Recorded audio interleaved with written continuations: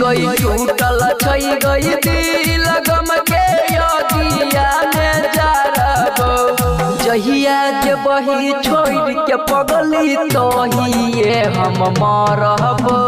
ससुरा जाके खुश रही है कुछो नहीं कहब टूटल छई गई दिल गम के यदिया में जारब टूटल छई गई दिल गम के यदिया में जारब जहिया जे बही छोड़ के पगली तहिए हम मरब ससुरा जाके खुश रही है कुछो नहीं कहब ससुरा जाके खुश रही है संदीप बाबू जनक केकरा के अब हम कहबै गे धोखा देने चाहिए अपन नसीब गे जनक केकरा के अब हम कहबै गे धोखा देने चाहिए अपन नसीब गे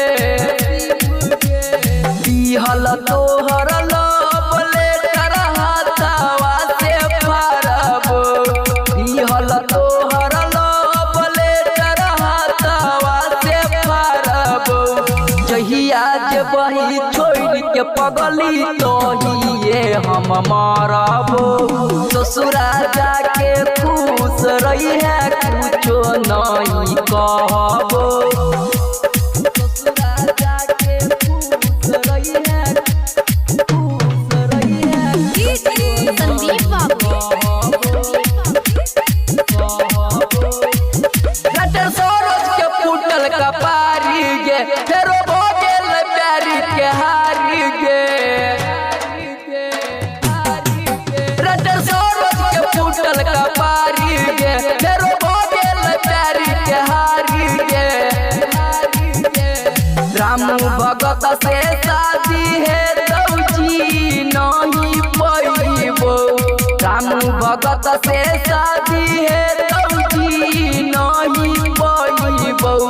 जहिया जे बही छोड़ के पगली तहिए हम मरब